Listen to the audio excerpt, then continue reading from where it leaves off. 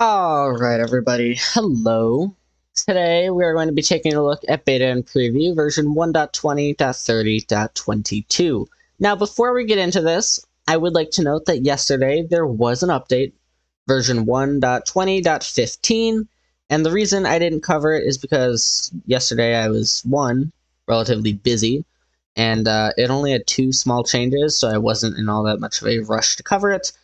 The two changes were they fixed a crash that could occur and break your game, and you can now properly purchase things from the marketplace once again. So, two changes that I really don't expect to affect anybody. So, I don't know. I was busy, didn't bother to make time to do it just because of how minute it was. All right, before we look at these features here, we are going to take a look at the brand new menu changes. So, here is our Minecraft menu, and as I'm sure you are aware, you have this normal menu here, you scroll through all your worlds, stuff like that, and yes, I do have a world for every beta and preview that I've covered on this channel. The list is starting to get relatively long. But now there's this button right here, switch to the new UI. We click that, and this is the new UI they're working on. So you can scroll through, you see all of your worlds in these little boxes like this. It'll tell you if they're experimental, creative, what the name of it is. You have this edit button. And if we hit edit, it just brings you to this normal old menu. And they have that new menu for when you're generating a new world if we click here. So I don't know why this menu isn't what you get when you click this. But anyway, we have the Realms tab, which is such a cute little one. Minecraft always has such cute little loading screens and animations. And then servers, again, under construction. Look at how cute those are. I think this one looks the best, but those are cool. Then you have an import world option, which I don't have any worlds to import. And you have worlds by creators. So this would be like your worlds that you purchased off of the marketplace and whatnot.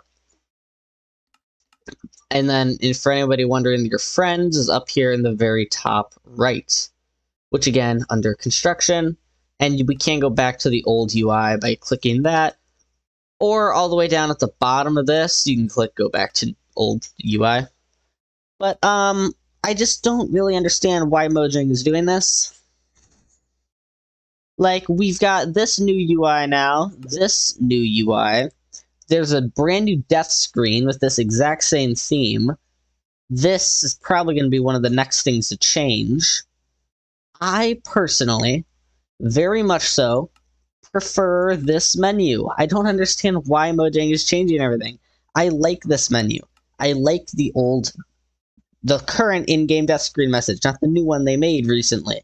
I don't understand why Mojang is insisting on changing all of these things, because I personally really like the way they were. Mojang, if you're listening and watching this, please stop messing with these menus. I really like these old ones. Why do we have to change them? Anyway, enough of my complaining out of the way. The first change here, calibrated skulk sensor, it's just a small little thing, but the amethyst crystal will now properly light up. So it's a bit hard to see, so if I do /time sets night, you might see this a bit better. Yeah, there you see it. The crystal itself lights up, and I think that looks so much cooler, to be honest. I wish I could get that block to stay in the lit up form. That is awesome. I really like that. And I'm going to keep it in the chest because I don't know about you, but I don't want to listen to that going off in the background while we make the rest of this episode. Alright, next up. People are just now starting to cut grass. Every single time I sit down to make one of these, people start cutting their grass. So annoying. And I only have an hour to make this video because I just got home, I just sat down, and I have to go back out in about an hour and a half. So we ain't got much time for this one. Alright, anyways, next up, hanging signs. When you spawn them in with a command, I don't know why they're going that way instead of this way, but they're just broken like that. Their hitboxes are now once again proper. Previously, if you spawn them in with a command, They didn't actually have their full hitbox, it was just very broken. And this works for all of them. I have a command right here for Acacia. So as you can see, it works. But yeah, there's that. Now, the next change, if you do slash, let's say we're going to do fill. So I don't know, let's do a control V. No, let's just do a set block. Let's do set block. It's a block type command, so we just kind of have to get a set block in. They have hardened clay right there. And that's always what you've done, and then you've put in a number or something to get the color, I believe. But that no longer works, and you can still do hardened clay, even though it's referred to as terracotta. But what they've done is they've changed hardened clay. So now, if you're looking to put these things in, the stained hardened clay block is now split into its unique instances, namely white terracotta, orange terracotta. Pretty much each color of terracotta is set. So if we go, let's say, purple underscore terracotta, there it is. And if you want, you can just put in TERR, and now you can go through all the different terracottas. Now, of course, the glazed ones are also there in the list if you just put the TERR, but you can go through and select the terracotta you want just by clicking tab and cycling through. For instance, there's lime terracotta. A few updates ago, like two or three betas ago, they did the same thing with concrete. They're just trying to break everything up so it has its own unique command and name. And of course, like we showed earlier, the command will still work with hardened clay. It's not going to be recommended. Other than that, there's not much more in terms of good or realistic changes to cover. There's 4 changes to the user interface. I'll put those up on your screen right now. They fixed the ZL and ZR icons for Joy-Con and Switch Pro controller on Android. Carpet can be repositioned in the text field with taps or mouse clicks. Pause menu has been renamed to Game Menu. Fixed layering issue causing the underground fatigue effect to draw on top of all other HUD elements. The fatigue effect is like the fog, like the darkness that will show up on your screen if you're underground. If we just go underground real quick, you see how your screen starts getting darker everywhere? I think it's more if you're in an open cave. So let's see if we can just find a large open cave somewhere. Yeah, you see it a bit more prominently down here, but previously it was covering up hotbars and like the coordinates and stuff on your screen, where it shouldn't be covering up, it should be behind that. So they just fixed up some layering issues. But other than that, the only real things that are worth noting, I think, would be crossbows. Where's a crossbow? There's a crossbow. Like I said, I don't have much time for this one, so I'm very unprepared. I'm very sorry, everybody. But it's related to crossbows, and the recipe unlocking is another feature. The recipe unlocking, we've covered this plenty of times. We know it's a thing. We know what it is. But by default, it would be deactivated on your Minecraft worlds.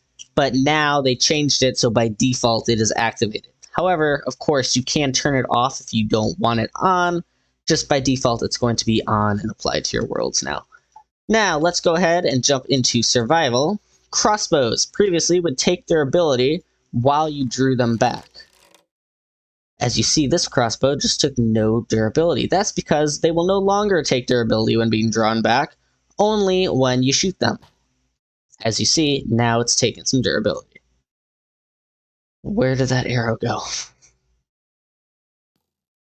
Oh, I really Alright, like I said, not a lot of time, and I'm just kind of speaking nonsense, but I'm going to try and shoot myself with an arrow real quick. Alright, this probably is not going to work. It looks like it's going this way. Where is it? Where is it? Where is it? Where is it? Oh, it went behind me? Alright, like I said, I ain't really got time for this. But that's pretty much it in terms of features for this. There are a few small things in the technical updates if you are interested in the Minecraft editor. It's the Bedrock editor. It's like a Bedrock world edit, but it's a completely different app. So it's not even like an add-on or anything you can install. It's really weird. But there are some changes to that, which I can go ahead and smack up on your screen if you are interested. But personally, I don't really care about that. Scrolling through a little bit more experimental technical features, there's a bunch of things changed with the API features, and there were a few more changes with graphical features, so like the brand new shader systems and functions that are being worked on and being developed.